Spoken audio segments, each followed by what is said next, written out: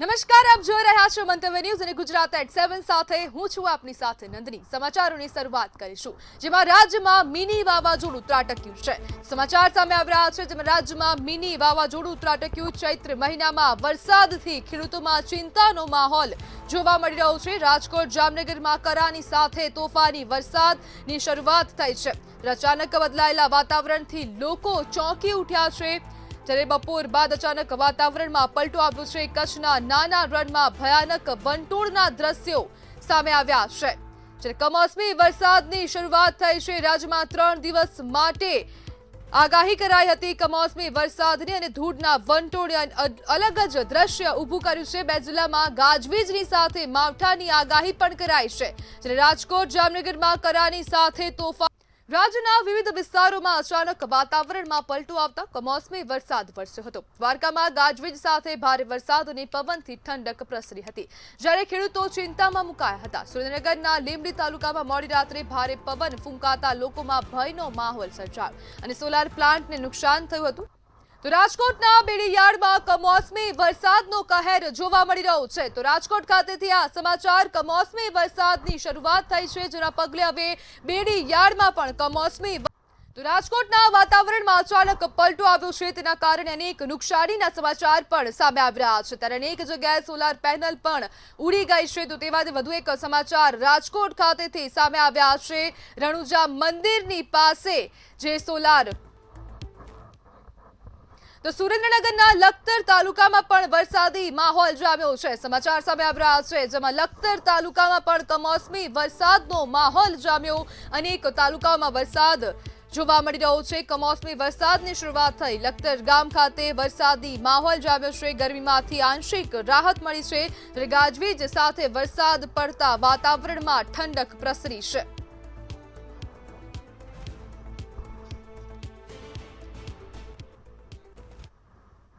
તો અમદાવાદનું વાતાવરણ પણ પલટાયું છે। કમોસમી વરસાદની શરૂઆત અમદાવાદમાં પણ થઈ છે। અનેક જગ્યાએ વરસાદી છાંટા જોવા મળી રહ્યા છે। જ્યારે અમદાવાદમાં વાતાવરણ પલટાયું છે, અચાનક જ વરસાદી માહોલ છવાયો। શહેરમાં ઠેર ઠેર જગ્યાએ ઝાડ પડવાના બનાવો પણ તો અમદાવાદમાં પણ મિની વાવાઝોડાની અસર જોવા મળી રહી છે। મેટ્રો કોર્ટમાં હવે નુકસાન જોવા મળી રહ્યું છે। સમાચાર સામે આવી રહ્યા છે, અમદાવાદ ખાતેથી શહેરમાં ભારે પવન ફૂંકાઈ રહ્યો છે। જ્યારે મેટ્રો પરિસરમાં નુકસાન થયું છે। ભારે પવન ફૂંકાતા મેટ્રો કોર્ટમાં નુકસાન થયું છે।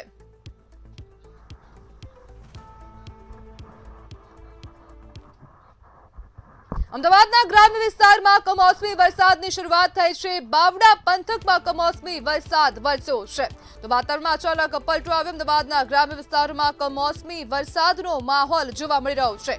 ગરમીમાંથી હવે આંશિક રાહત મળી। બાવડા શહેર અને ગ્રામ્ય વિસ્તારોમાં વરસાદી માહોલ જોવા મળ્યો।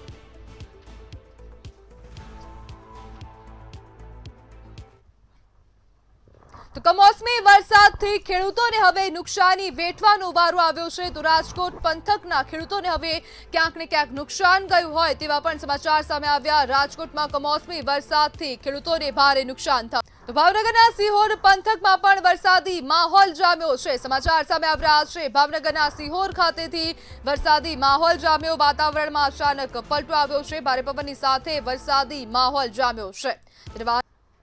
પાટણ જિલ્લાના સાંતલપુર તાલુકામાં આવેલા કચ્છના નાના રણમાં આજે વહેલી સવારે જોરદાર વાવાઝોડું ફૂંકાયું। વાવાઝોડાની અસરથી રણમાં કામ કરતા અગિયારાઓને ભારે નુકસાન થયું છે। સોલાર પ્લેટો ઉડી ગઈ અને હંગામી છાપરા તૂટી પડ્યા। અનેક પરિવારો મુશ્કેલીમાં મુકાયા છે। અગરિયા સમાજે સરકાર પાસે તાત્કાલિક રાહત અને વળતર આપવાની માંગ ઉઠાવી છે। હાલ નુકસાનનું મૂલ્યાંકન ચાલી રહ્યું છે।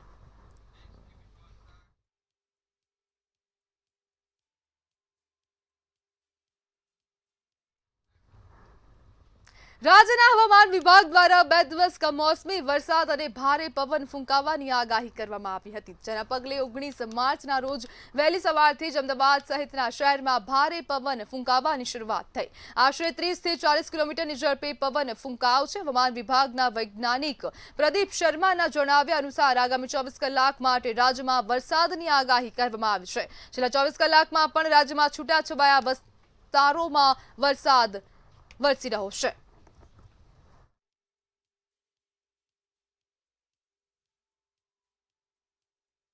और सौराष्ट्र कच्छ में Fairlie wide spread rainfall activity की उम्मीद है और थंडरस्टॉर्म भी फ्यू प्लेसेस पे हम एक्सपेक्ट कर सकते हैं। साथ में गस्टी विंड्स जिनकी स्पीड 50 से 60 किलोमीटर और gusting to 70 kilometre per hour हो सकती है, वो भी हमें देखने को मिल सकती है आज दोनों जगह पे, सौराष्ट्र कच्छ और गुजरात रीजन में। इसके साथ साथ हम हेल स्टॉर्म भी एक्सपेक्ट कर सकते हैं, जिसमें कि मेनली आपका कच्छ है और आपका जामनगर, इसके साथ राजकोट, इसके साथ अमरेली, गिर सोमनाथ, जूनागढ़ इत्यादि जो ज़िले हैं उनमें आइसोलेटेड प्लेसेस पे हेल स्टॉर्म की एक्टिविटी। और जो गुजरात रीजन के बनासकांठा है, साबरकांठा है और पाटन है, उसमें भी हम एक्सपेक्ट कर सकते हैं कि आइसोलेटेड हेल स्टॉर्म एक्टिविटी हो सकती है। બનાસકાંઠા જિલ્લાના ઉણ ગામમાં આંતરજ્ઞાતીય લગ્નના મુદ્દે મામલો વધુ ગરમાયો છે। આ ગામમાં કેવો માહોલ, આવો જોઈએ ખાસ અહેવાલમાં। બનાસકાંઠા જિલ્લાના ઉણ ગામમાં આંતરજ્ઞાતીય લગ્નના મુદ્દે સર્જાયેલા વિવાદને પગલે સમગ્ર ગામ પોલીસ છાવણીમાં ફેરવાઈ ગયું છે। ગઈકાલે રબારી અને ચૌધરી સમાજ વચ્ચે થયેલી જૂથ દરામણ બાદ પરિસ્થિતિ તંગ બની હતી, જેમાં બંને પક્ષો સામસામે આવી જતા પથ્થરમારો થયો હતો અને અનેક લોકો ઈજાગ્રસ્ત થયા હતા। ચૌધરી સમાજની યુવતીએ રબારી સમાજના યુવક સાથે લગ્ન કર્યા બાદ વિવાદ ઊભો થયો હતો। અગાઉ ગાયિકા કિંજલ રબારીના આંતરજ્ઞાતીય લગ્નના મુદ્દે પણ તણાવ સર્જાયો હતો, જેના અનુસંધાનમાં હવે ચૌધરી સમાજ પોતાની દીકરીને પરત લાવવાની માંગ સાથે આંદોલન કરી રહ્યો છે। આ મુદ્દે ભાભરના રૂણી ગામે મોટી સંખ્યામાં ચૌધરી સમાજના લોકો એકત્રિત થઈ ગયા હતા અને ત્યારબાદ હજારોની સંખ્યામાં ઉણ ગામ તરફ કૂચ કરી હતી। ઉણ ગામે પહોંચતા જ રબારી સમાજના લોકો પણ એકત્રિત થયા હતા, જેના કારણે બંને પક્ષો વચ્ચે તંગદિલી વધી અને પરિસ્થિતિ બેકાબુ બની। આ દરમિયાન પથ્થરમારાની ઘટના બની, જેમાં ગાડીઓના કાચ તૂટી ગયા અને કેટલાક ઘરોને નુકસાન પહોંચ્યું હતું। સાથે જ 4 થી 5 લોકો ઈજાગ્રસ્ત થયા હોવાનું સામે આવ્યું છે। થરા પોલીસ સ્ટેશનના ઉણ ગામે જે ગઈકાલે બનાવ બનેલો હતો, જે બનાવના અન્ય કોઈ પ્રત્યાઘાત ના પડે અને સમયસર ગામ લોકોનો તમામ સમાજનો જે સહકાર મળેલો છે, જેના ભાગરૂપે કોઈ મોટી ઘટના બનતા અટકી ગયેલ છે।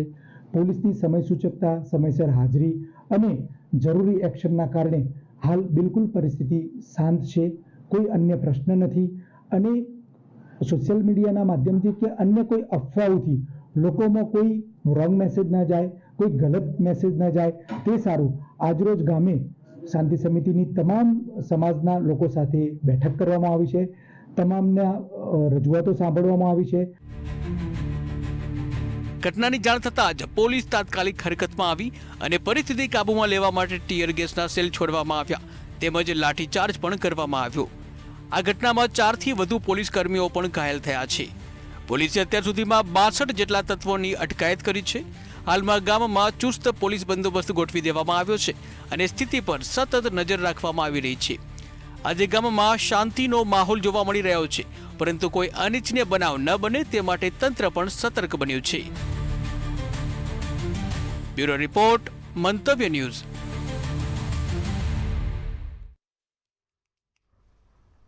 બનાસકાંઠાના ઉણ ગામે ચૌધરી અને રબારી સમાજના ઘર્ષણનો મામલો સામે આવ્યો છે। સમગ્ર ઘટનાને લઈ જિલ્લા પોલીસ વડા પ્રશાંત સુબેનું નિવેદન સામે આવ્યું। તેમણે કહ્યું કે ઉણ ગામે થયેલા ઘર્ષણમાં 5 પોલીસ કર્મીઓ ઘાયલ થયા છે। ટોળાને વિખેરવા માટે લાઠીચાર્જ અને ટીયર ગેસની મદદ પણ લેવી પડી હતી।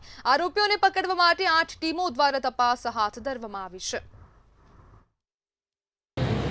આ બનાવ અનુસંધાને અત્યારે ઉણ ગામમાં અને જિલ્લામાં શાંતિ છે, કાયદો વ્યવસ્થા કંટ્રોલમાં છે અને બનાવના અનુસંધાને થરા પોલીસ સ્ટેશન ખાતે ગુના પણ દાખલ કરવામાં આવેલ છે। જે ગુનો ભારતીય ન્યાય સંહિતાના 109 અને 189 જેવા રાઇટિંગ અને અટેમ્પ્ટ ટુ મર્ડરના કલમ હેઠળ પોલીસ ઉપરના એસોલ્ટ, સરકારી કર્મચારીને રોકવાનો પ્રયાસ આ કલમો હેઠળ દાખલ કરવામાં આવેલ છે। ગુનામાં 16 જેટલા નામજોગ આરોપી છે અને અન્ય 1000 લોકોનો ટોળા આરોપીમાં છે। 16માંથી 4 લોકોની અત્યારે અમારા પાસે અટકાયત કરવામાં આવેલ છે। અમદાવાદ ક્રાઇમ બ્રાન્ચ દ્વારા નકલી નોટોના મોટા રેકેટનો પર્દાફાશ કરી 2.90 કરોડની નોટો સાથે 6 આરોપીઓને ઝડપી પાડ્યા છે। તો આવો જાણીએ સમગ્ર મામલો। અમદાવાદ શહેરમાં અમદાવાદ ક્રાઇમ બ્રાન્ચ દ્વારા હાથ ધરાયેલા મોટા ઓપરેશનમાં બનાવટી ચલણી નોટોના રેકેટનો પર્દાફાશ થયો છે। અમરાઈવાડી વિસ્તારમાંથી પોલીસે 500 રૂપિયાના દરની રૂપિયા 2.10 કરોડથી વધુની નકલી નોટો સાથે 6 આરોપીઓની ધરપકડ કરી છે. તપાસમાં સામે આવ્યું છે કે આ નોટોનું ઉત્પાદન સુરતમાં કરવામાં આવતું હતું અને ત્યારબાદ અમદાવાદમાં તેની હેરાફેરી થતી હતી. સુરતના આશ્રમમાં અનેક મહાનુભાવો એમની વારંવાર મુલાકાત લેતા હતા અને એના કારણે એમની સાથેના વ્યવહારના કારણે લાંબા સમયથી આ આશ્રમમાં ગેરકાનૂની કામો ચાલતા હોય તેવું અત્યારે સામે આવે છે, જેનો પોલીસે પર્દાફાશ કર્યો છે. પણ હું આપના માધ્યમથી સરકારને ને ખાસ કરીને ગૃહ વિભાગને પૂછવા માંગુ છું, સુરતથી પકડાયેલો આશ્રમ એની સાથે કયા પ્રકારનો નજીકનો નાતો હતો, નકલી નોટોનો કારોબાર કરનારા કયા કયા તત્વો આ ગેંગમાં છે. આ કેસમાં સત્યમ યોગ ફાઉન્ડેશનના નામે કારોબાર ચાલતો હતો. આરોપીઓ ગાડીઓ ઉપર ગવર્મેન્ટ ઓફ ઇન્ડિયા અને આયુષ મિનિસ્ટ્રી જેવા નામોનો ઉપયોગ કરીને શંકાને ટાળવાનો પ્રયાસ કરતા હતા. આ રેકેટનો મુખ્ય સૂત્રધાર ગણાતા પ્રદીપ ગુરુજીની પણ ધરપકડ કરવામાં આવી છે. પ્રાથમિક તપાસમાં તેમના રાજકોટ સાથેના કનેક્શનનો પણ ખુલાસો થયો છે. ત્યારે આ મામલે કોંગ્રેસ અને ભાજપની પ્રતિક્રિયા સામે આવી છે. કોંગ્રેસને હંમેશા સનાતન ધર્મ સામે જ વાંધો છે, એટલે એ હંમેશા કોઈ પણ ધર્મના સંદર્ભમાં એ એલિગેશન કરવા ટેવાયેલી છે. જો ગુજરાતનું ગૃહ વિભાગ એ ખૂબ કડક કાર્યવાહી કરવા ટેવાયેલું છે અને સરકારનું તંત્ર એ કોઈ પણ પાખંડી હોય, અસામાજિક તત્વો હોય કે રાષ્ટ્ર વિરોધી કામગીરી કરતું હોય, એ કોઈને છોડતું નથી. ખાસ કરીને આ કેસમાં ગુનેગારો નકલી નોટોનું કોઈ પણ ગુનો આચરે તે પહેલાં જ ગુજરાતના ગૃહ વિભાગે એમને પકડી લીધા છે. ક્રાઇમ બ્રાન્ચે અમદાવાદ અને સુરતમાં સંયુક્ત કાર્યવાહી કરીને અંદાજે 2.90 કરોડથી વધુની નકલી નોટો કબજે કરી છે, જેમાં સુરતમાંથી 80 લાખનો જથ્થો ઝડપાયો છે. પોલીસને સ્થળ પરથી નકલી નોટો છાપવાના પ્રિન્ટર મશીનો, ખાસ કાગળ અને અન્ય સાધનો પણ મળી આવ્યા છે. સૂત્રો અનુસાર નકલી નોટો બનાવવા માટેનો કાચો માલ ચીનમાંથી મંગાવવામાં આવતો હતો. હાલ આ મામલે વધુ તપાસ હાથ ધરવામાં આવી છે. બ્યુરો રિપોર્ટ, મંતવ્ય ન્યૂઝ. તો અમદાવાદ ક્રાઇમ બ્રાન્ચ દ્વારા જે નકલી નોટો પકડી પાડવામાં આવી હતી તેને લઈને આ વધુ અપડેટ સામે આવી રહી છે. તો મહત્વપૂર્ણ સમાચાર, અમદાવાદ ક્રાઇમ બ્રાન્ચે જે નકલી નોટ પકડી હતી તેને મામલે વધુ અપડેટ સામે આવી છે. સુરતની સત્યયોગ ફાઉન્ડેશનના આશ્રમમાંથી છપાતી હતી આ નોટ અને કામરેજના પારડી ગામ સ્થિત આશ્રમમાં મળીને આ ગાબડું પડ્યું છે. જ્યારે 1 મહિના પહેલા કરેલી રિપેર કેનાલ ફરી તૂટતા ખેડૂતોમાં રોષનો માહોલ જોવા મળી રહ્યો છે. કોરેટીની અંદર જે દડાવાથી કેનાલ આવે છે, માઇનોર નંબર કોરેટી 2 કેનાલની અંદર અત્યારે ખેડૂતો લાચાર તો છે જ. કેનાલના કોન્ટ્રાક્ટરોના કારણે આજે ખેડૂતો લાચાર બન્યા છે. ચંદ 2 રૂપિયા માટે કેનાલના કોન્ટ્રાક્ટરો 300 રૂપિયા દાળીઓવાળા મજૂરને લાવી અને કામ કરાવે છે. કપસી અને ખારો રેત, ખારો જેને ખાર કહી શકાય એવો ખારો રેત વાપરી અને ખાલી એક આંગળનું 1 ઇંચ જેટલો માલ ચડાવી અને રિપેરિંગ કરીને જતા રહ્યા. તો બનાસકાંઠાના ઉણ ગામમાં જે હોબાળો થયો હતો, જે મારમારીની ઘટના બની હતી તેને લઈને થરા પોલીસ સ્ટેશનના ઉણ ગામે જે ગઈકાલે બનાવ બનેલો હતો, જે બનાવના અન્ય કોઈ પ્રત્યાઘાત ન પડે અને સમયસર ગામ લોકોનો, તમામ સમાજનો જે સહકાર મળેલો છે, જેના ભાગરૂપે કોઈ મોટી ઘટના બનતા અટકી ગયેલ છે. પોલીસની સમય સૂચકતા, સમયસર હાજરી અને જરૂરી એક્શનના કારણે હાલ બિલકુલ પરિસ્થિતિ શાંત છે. કોઈ અન્ય પ્રશ્ન નથી અને સોશિયલ મીડિયાના માધ્યમથી કે અન્ય કોઈ અફવાઓથી લોકોમાં કોઈ રોંગ મેસેજ ના જાય, કોઈ ગલત મેસેજ ના જાય તે સારું. આજરોજ ગામે શાંતિ સમિતિની તમામ સમાજના લોકો સાથે બેઠક કરવામાં આવી છે. તમામના રજૂઆતો સાંભળવામાં આવી છે. તો વડોદરા ખાતેથી સમાચાર સામે આવી રહ્યા છે. ફાયર વિભાગના કર્મચારીઓ નારાજ જોવા મળી રહ્યા છે. તો ફાયર વિભાગના કર્મચારીઓમાં નારાજગી ફેલાઈ છે. તો વડોદરા મહાનગરપાલિકાની ફાયર વિભાગના હંગામી કર્મીઓ નારાજ થયા છે. હંગામી કર્મચારીઓનો પગાર નહીં કરાતા નારાજગી વ્યક્ત કરવામાં આવી છે. ત્યારે જીવના જોખમે ફરજો બજાવતા હોવા છતાં પણ પગાર માટે વલખા મારતા જોવા મળી રહ્યા છે. તો વડોદરા ખાતેથી આ સમાચાર. કોન્ટ્રાક્ટર દ્વારા હંગામી કર્મચારીઓનો પગાર કરાયો નથી, તેના કારણે હવે નારાજગી જોવા મળી છે. હંગામી કર્મચારીઓએ તંત્રની સામે નારાજગી વ્યક્ત કરી.